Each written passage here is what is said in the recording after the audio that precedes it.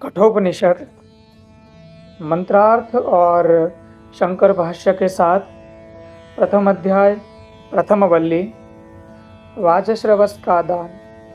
प्रसिद्ध है कि यज्ञफल के इच्छुक वाजश्रवान के पुत्र ने विश्वजित यज्ञ में अपना सारा धन दे दिया। उसका नचिकेता नामक एक प्रसिद्ध पुत्र था।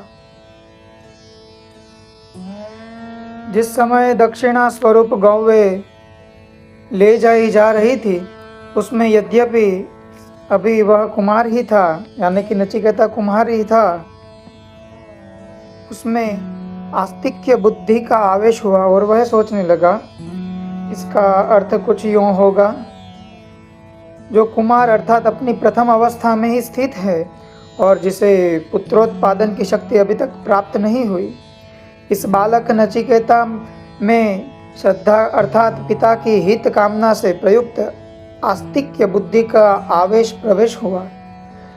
किस समय प्रवेश हुआ, इस पर कहते हैं, जिस समय ऋत्विक और सदस्यों के लिए दक्षिणाएं लाई जा रही थी, अर्थात दक्षिणा के लिए विभाग करके गौवें लाई जा रही थी, उस समय नचिकेता ने श्रद्धाविष्ट होकर विचार किया। अब किस प्रकार विचार किया सो बतलाते हैं। जो जल पी चुकी है, जिनका घास खाना समाप्त हो चुका है, जिनका दूध भी दूह लिया गया है और जिनमें प्रजनन शक्ति का भी अभाव हो गया है, उन गौओं का दान करने से वह दाता जो आनंद शून्य लोक है उसी को ही जाता है। यानी दक्षिणा के लिए लाई हुई गौएं का विश्लेषण किया और बताते हुए कि जिन्होंने जल पी लिया है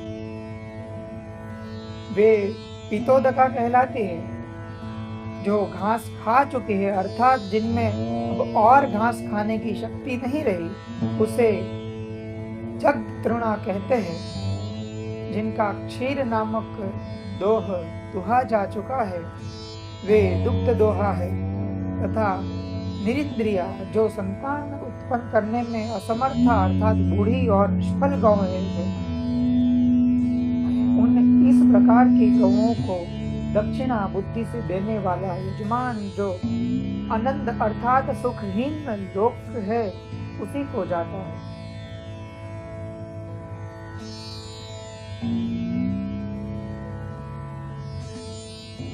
पिता पुत्र संवाद।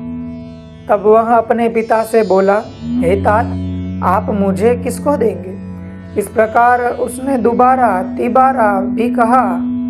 तब पिता ने उससे कहा, मैं तुझे मृत्यु को दूंगा। अर्थात तब इस प्रकार यज्ञ की पूर्णता न होने के कारण पिता को प्राप्त होने वाला अनिष्ट फल मुझ जैसे सत्पुत्र को आत्म बलिदान करके भी निवृत्त करना चाहिए। ऐसा मानकर वह पिता के समीप जाकर बोला, हे तात, आप मुझे किस ऋत्विग्न विशेष को देंगे? इस प्रकार कहने पर पिता बारंबार उपेक्षा किए जाने पर भी उसने दूसरे तीसरे बार भी यही बात कही कि मुझे किसको देंगे, मुझे किसको देंगे। तब पिता यह सोचकर कि यह बालकों के स्वभाव वाला नहीं है, तो क्रोधित हो गए और उस पुत्र से बोला, मैं तुझे सूर्य के पुत्र मृत्यु को देता हूँ। पिता द्वारा इस प्रकार कहे जाने पर वह पुत्र एकांत में अनुताप करने लगा।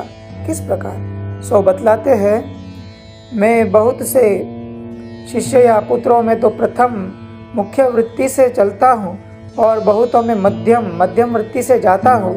यम का ऐसा क्या कार्य है जिसे पिता आज मेरे द्वारा सिद्ध करेंगे?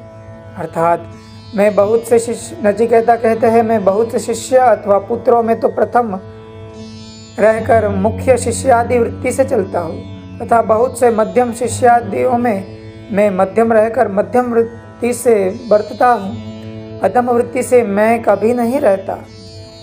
उस ऐसे विशिष्ट गुण संपन्न पुत्र को भी पिता ने मैं तुझे मृत्यु को देता हूँ ऐसा कहा। परंतु यम का ऐसा कौन सा कर्तव्य प्रयोजन इन्हें पूर्ण करना है जिसे ये इस प्रकार दिए हुए मेरे द्वारा सिद्ध करेंगे? अवश्य किसी प्रयोजन की अपेक्षा न करके ही पिता ने क्रोधवश ऐसा कहा है, तथापि पिता का वचन मिथ्या न हो ऐसा विचार कर उसने अपने पिता से जो यह सोचकर कि मैंने क्या कह डाला शोकातुर हो रहे थे, खेदपूर्वक कहा। जिस प्रकार पूर्व पुरुष व्यवहार करते थे उसका विचार कीजिए, तथा वर्तमान कालिक अन्य लोग प्रवृत्त होते हैं उसे भी देखिए। मनुष्य खेती की तरह पकता यानी कि वृद्ध होकर मर जाता है और खेती की भांति फिर उत्पन्न हो जाता है। आपको पिता पितामह आदि पुरुष अनुक्रम से जिस प्रकार आचरण करते आए हैं उसकी आलोचना कीजिए, उस पर दृष्टि डालिए।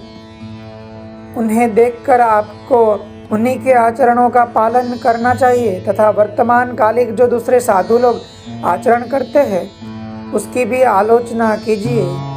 उनमें से किसी का भी आचरण अपने कथन को मिथ्या करना नहीं था और इस समय ही किसी का है। इसके विपरीत असत्पुरुषों का आचरण मिथ्या करना ही है, किंतु अपने आचरण को मृषा करने कोई अजर अमर नहीं हो सकता, क्योंकि मनुष्य खेती की तरह पकता अर्थात जीर्ण होकर मर जाता है तथा मरकर खेती के समान पुनः उत्पन्न आविर्भूत होता है। इस प्रकार इस अनित्य जीव लोक में असत्य आचरण से लाभ ही क्या है।